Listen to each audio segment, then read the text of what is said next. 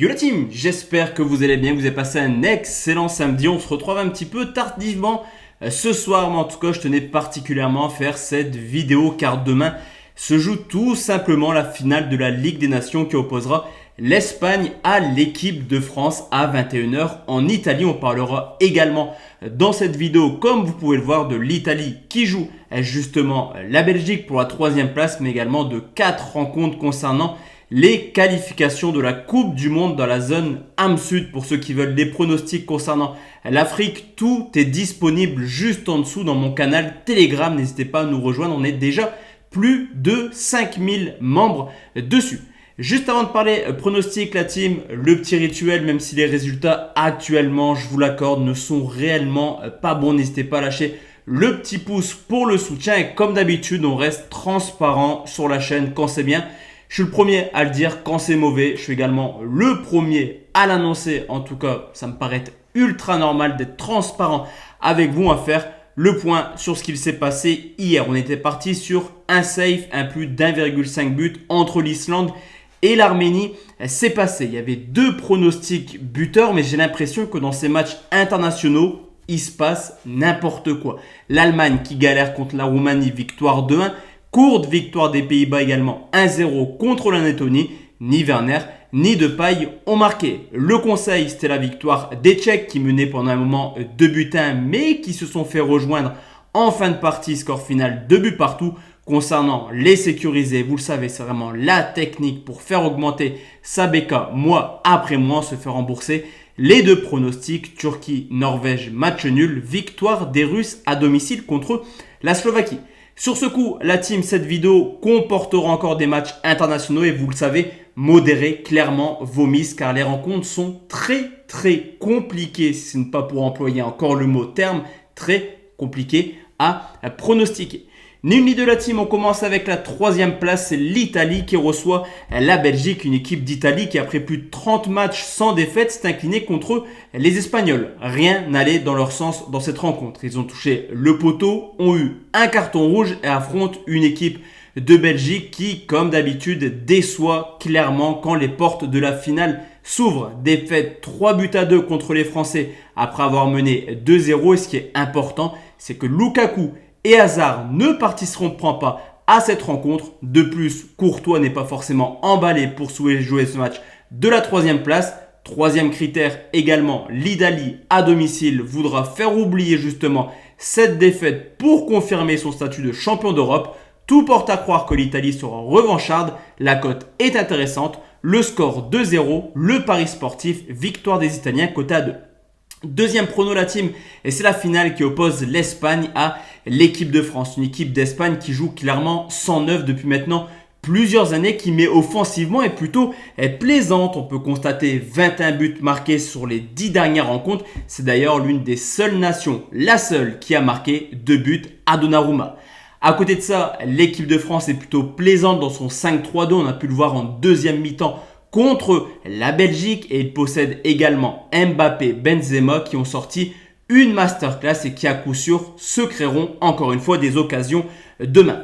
Cependant, cette nouvelle organisation pêche clairement au niveau défensif. On a vu les Belges se créer pas mal d'actions. Attention, l'Espagne est plutôt bonne offensivement actuellement. Le score 2-1 pour la France. Le pari sportif, plus de 2,5 buts, très bien coté là aussi, à 1,97.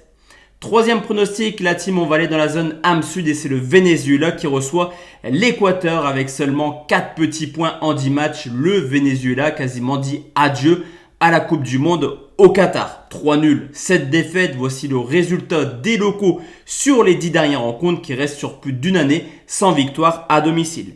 À côté de ça, l'Équateur est très bien placé à la 3e position derrière le duo infernal Argentine, Brésil. On peut également constater une équipe qui n'est pas forcément extraordinaire hors de leur base avec seulement une petite victoire en 4 matchs. Cependant, l'Équateur sait se déplacer au Venezuela. Il reste sur 3 matchs sans défaite. Sur ce coup, je sécurise mon pronostic. Le score 0-0, le pari sportif, match nul remboursé si Équateur, côté 1,61.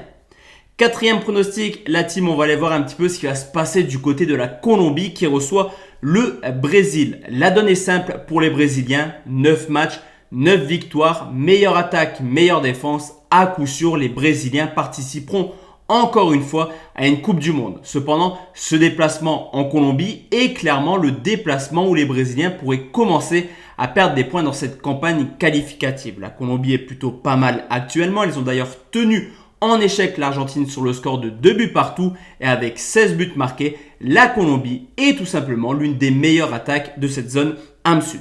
Cependant, historiquement, on peut également constater que le Brésil a quelques difficultés du côté de la Colombie. On peut également voir que c'est le deuxième match en 3 jours pour les deux nations. Est-ce qu'il y aura un turnover côté brésilien? C'est une réelle question. Le score, 1 but partout. Le pari sportif très bien coté, plus de 1,5 but, coté 1,41.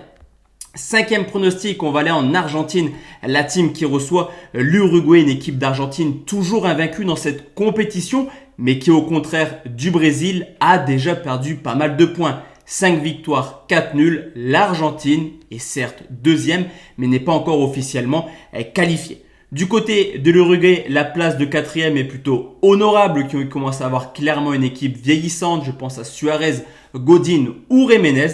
On peut également constater une équipe qui a du mal offensivement avec seulement 13 buts marqués sur ces 10 rencontres. L'Uruguay a également historiquement du mal en Argentine. On peut constater que l'Argentine est plutôt à l'aise actuellement à domicile. L'Argentine a également l'avantage de recevoir l'Uruguay et le Pérou dès mardi. De quoi clairement aller chercher une qualif au bout de ces deux rencontres. Le score 1-0, le pari sportif, victoire de l'Argentine, c'est coté 1,67. Enfin la team, le dernier pronostic, c'est le Chili qui reçoit le Paraguay, une équipe du Paraguay qui à l'instar de Reims en Ligue 1 est le roi du match nul. 6 matchs nuls en 10 rencontres, surtout que ce déplacement au Chili, sur le papier, paraît plutôt facile. Le Chili n'y est pas actuellement, une seule victoire sur les 10 dernières rencontres, une équipe en grande difficulté actuellement. On peut également constater une équipe du Paraguay qui a remporté sa dernière confrontation contre les Chiliens, c'était en Copa América sur le score de 2-0. De plus, le Paraguay s'est imposé lors de son dernier déplacement au Chili sur le score de 3-0. Les bookmakers mettent le Chili favori, c'est logique au vu de l'effectif. Cependant, au vu de l'état de forme, je pense que le Paraguay a clairement une carte à jouer. Sur ce coup, je sécurise également mon pronostic. Victoire du Paraguay sur le score de 2-1. Le pari sportif, victoire des visiteurs, remboursé tout de même si le Chili se réveille. C'est très bien coté là aussi à 1,95.